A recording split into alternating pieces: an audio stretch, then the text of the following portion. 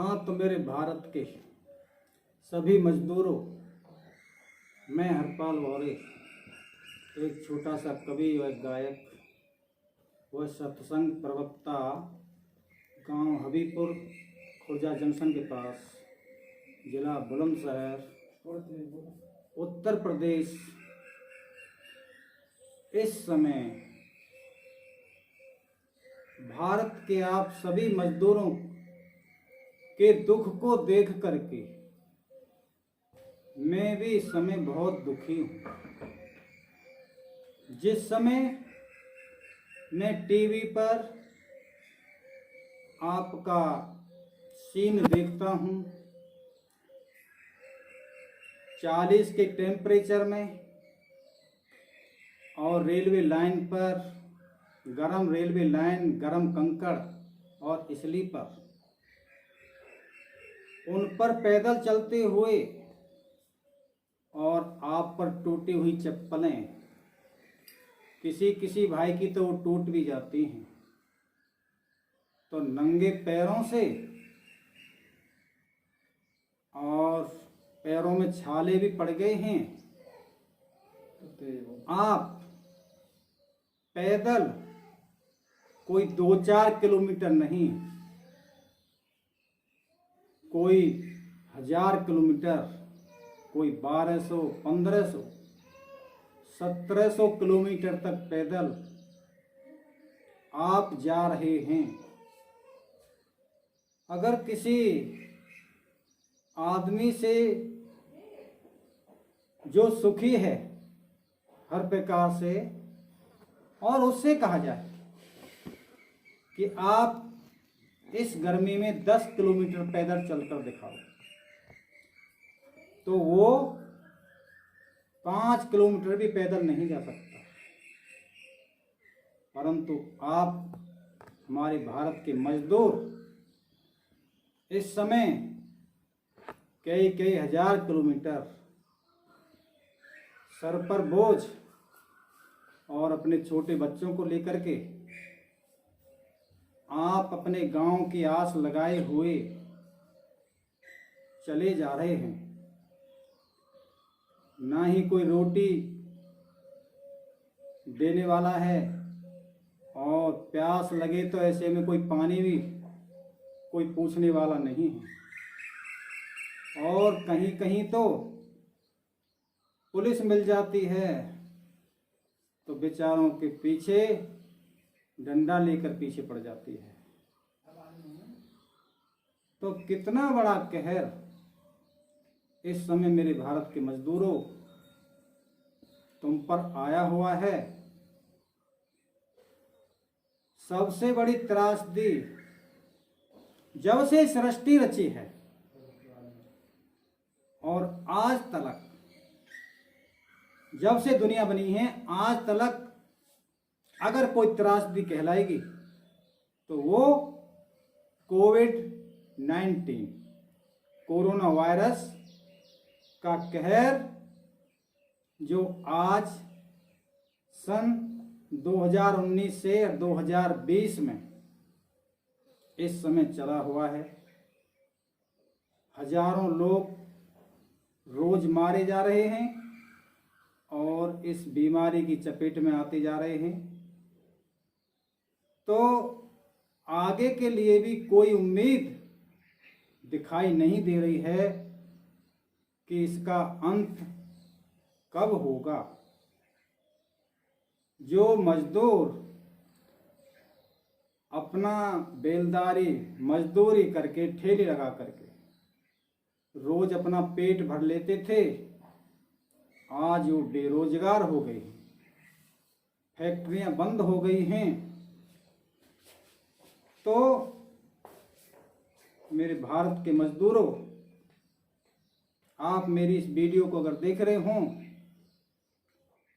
तो मैं आपसे क्षमा चाहता हूं, क्योंकि मैं, भगवान ने ऐसा भी नहीं बनाया कि मैं 10-20 मजदूरों की कुछ पैसा, अनाज इत्यादि से मदद करता। तो मुझे तो आप क्षमा कर देना जिस समय आपको पैदल जाते हुए देखता हूँ, और रात को मैं रोज 12 बजे तक टीवी पर आपको देखता हूँ, और देखते देखते मैं रोता रहता हूँ कि हे भगवान, क्या पूरी दुनिया में ये हमारे भारत के मजदूर, क्या पूरी दुनिया में यही सबसे बुरा करके आए हैं? क्या यही तुम्हारी गाय काट कर आए हैं कि जो आज ये बेचारे भूखे प्यासे और रात बरात इस प्रकार से चले जा रहे हैं? हमारे भारत के सभी शहरों में ये मजदूर, ये तो मुझे पता नहीं कि कितने हैं, लगभग पर इतना जरूर है कि आधे से ज़्यादा हैं। 135 करोड़ की जनता में लगभग आधे से ज़्यादा मजदूर हैं भारत के सभी शहरों में। और आज वो कह भी रहे थे कि लॉकडाउन कर दिया है मोदी जी ने, परंतु हम तो उस कोरोना से पहले भूखे ही मर जाएंगे। तो इसलिए अपने गांव में जाकर ही क्यों न मरें, वहां मरघटों में हमारे ग्रामवासी हमको फूंक तो देंगे, यहाँ तो कोई लाश को भी उठाने वाला नहीं। ऐसी ऐसी बातें मजदूरों के मुंह से मैंने सुनी है। हमारे भारत में एक कहावत है कि करे कौन और भरे कौन। तो ये चीन देश के वुहान शहर से कोरोना वायरस शुरू हुआ था। तो आप जानते हैं कि चीन देश में, विदेशों में कौन लोग जाते हैं? जो बहुत पैसे वाले होते हैं, धनवान होते हैं, करोड़पति अरबपति होते हैं। जो गरीब होता है बेचारा, किसान, और उससे भी नीचे ही मजदूर, जो रोज कमा करके अपनी रोटी का मुश्किल से गुजारा कर पाता है, तो क्या वो विदेश जा सकता है? नहीं। तो वो अमीर लोग हमारे भारत के विदेशों में जाते थे, चीन देश में जाते थे, और वो अमीर लोग इस बीमारी को वहां से लेकर के आए, और आज इसका दंड भारत का गरीब मजदूर भुगत रहा है। अमीरों की लाई हुई ये बीमारी का दंड आज गरीब हर प्रकार से दुखी है, और वो अमीर वो दुखी नहीं है। जिनके पास पैसा, अनाज, सब कुछ है, वो दुखी क्यों होंगे? परंतु जो फैक्ट्री से ठेली लगा करके रोज कमाते थे, और आज उनका वो सारा भारत यानी पूरा संसार ठप, बंद हो गया।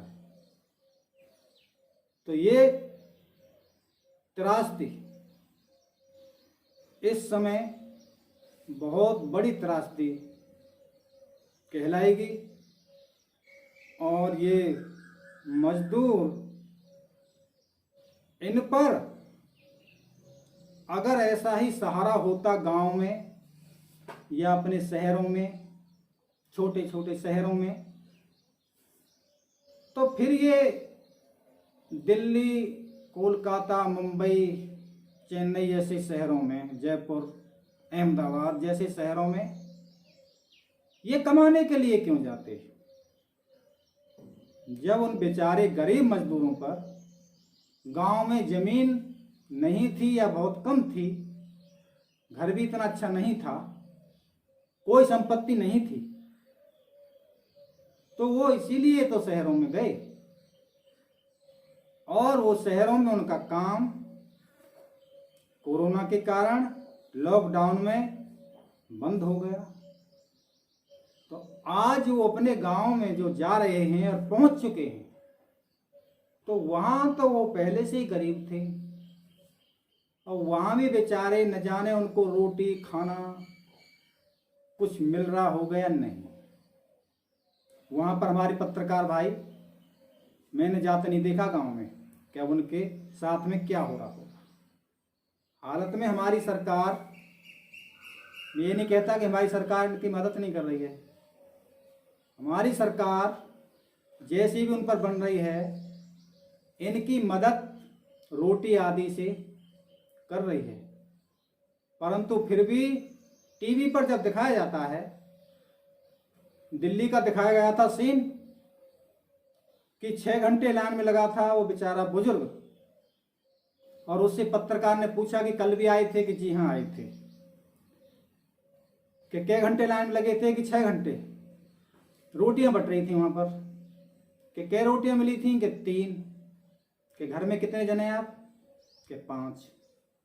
तो बताओ, जो एक एक रोटी उनके बट में नहीं आई, तो इससे बड़ा कहर, इससे ज्यादा बुरे दिन उन बेचारे गरीब मजदूरों पर कब आएंगे। ये सबसे बुरे दिन है उन पर। तो उस मजदूर, उसने बताया कि मैं उन रोटियों को तीनों को यहीं छोड़ गया था, क्योंकि एक एक रोटी बट में आती तो चलो ले भी जाता, 3 रोटियों से होने वाला क्या है। तो पत्रकार ने पूछा कि फिर आज क्यों आए। तो उस मजदूर ने कहा कि आज मैं इसलिए आया हूं कि न जाने आज रोटी कुछ ज्यादा मिल जाए। तो इसीलिए जिनको अमीरों को भगवान ने दिया है, धनवान है, मैं उनसे विनती करता हूं कि इस त्रासदी में उन गरीब मजदूरों के लिए नाच, पैसा, दाल, आटा जो भी बन जाए, उनके लिए आप कुछ मदद करें, तो ये आपको एक बहुत बड़े पुण्य की प्राप्ति होगी। धन्यवाद। राम।